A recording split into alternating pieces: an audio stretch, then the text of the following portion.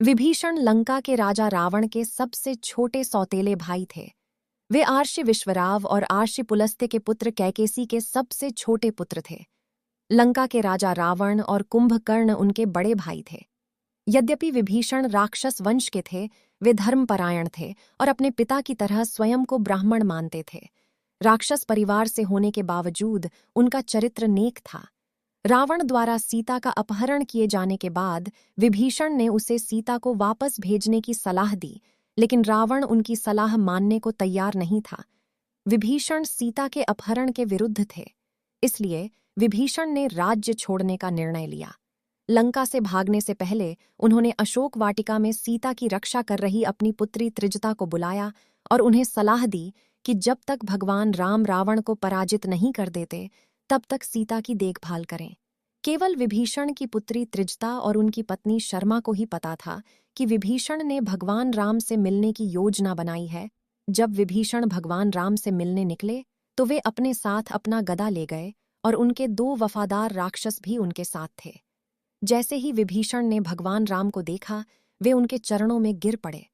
उनके हाथ में गदा देखकर भगवान राम समझ गए कि विभीषण गदा क्यों लाए हैं और उनके इस संसार में जन्म का कारण क्या है। भगवान राम जानते थे कि विभीषण उनकी गदा है। भगवान विष्णु के हाथ में गदा है। लक्ष्मण आदि शेष हैं। भरत और शत्रुघ्न शंख और सुदर्शन चक्र हैं। ऐसा माना जाता है कि जब भी भगवान विष्णु बुराई का नाश करने के लिए इस संसार में प्रकट होते हैं, तो उनके साथी भी मनुष्य रूप में जन्म लेते हैं, ताकि बुराई से लड़ने की उनकी यात्रा में उनकी सहायता कर सकें। प्रारंभिक जीवन विभीषण एक नेक और पवित्र हृदय के व्यक्ति थे। वे धर्मपरायण थे और अपना सारा समय ध्यान में व्यतीत करते थे। उनकी भक्ति से प्रसन्न होकर भगवान ब्रह्मा ने विभीषण को वरदान दिया। विभीषण ने कहा कि वे केवल भगवान की सेवा करना चाहते हैं। उन्होंने ऐसी शक्ति मांगी जिससे वे सदा भगवान विष्णु के साथ रह सकें और भगवान के दर्शन भी करना चाहते थे। विभीषण की प्रार्थना स्वीकार कर ली गई। उन्होंने अपने धन संपत्ति और परिवार का त्याग कर भगवान राम से मिलन किया, जो भगवान विष्णु के अवतार थे। विभीषण भगवान विष्णु के एक उत्साही भक्त। लंका युद्ध के दौरान विभीषण भगवान राम के लिए एक अमूल्य सहारा बन गए, क्योंकि उन्होंने कई रहस्य उजागर किए और इस प्रकार युद्ध में भगवान राम की सफलता में महत्वपूर्ण भूमिका निभाई।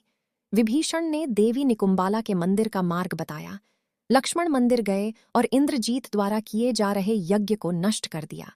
विभीषण भक्ति के प्रतीक हैं। रावण की मृत्यु के बाद भगवान राम ने विभीषण को लंका का राजा बनाया। विभीषण ने अपनी प्रजा को धर्म के मार्ग पर अग्रसर किया। उनकी पत्नी सरमा भी एक धर्मपरायण महिला थीं और उन्होंने विभीषण के इस कार्य में उनका सहयोग किया। जब श्री राम अयोध्या के लिए रवाना हुए तो उन्होंने भगवान विष्णु के रूप में अपना वास्तविक स्वरूप प्रकट किया। उन्होंने विभीषण से पृथ्वी पर रहकर सत्य और धर्म का मार्ग दिखाने का अनुरोध किया। विभीषण 8 अमर देवताओं में से एक हैं। भगवान विष्णु ने विभीषण से सूर्यवंश के कुलदेव भगवान रंगनाथ की पूजा करने का भी अनुरोध किया, जिस वंश से भगवान राम संबंधित थे।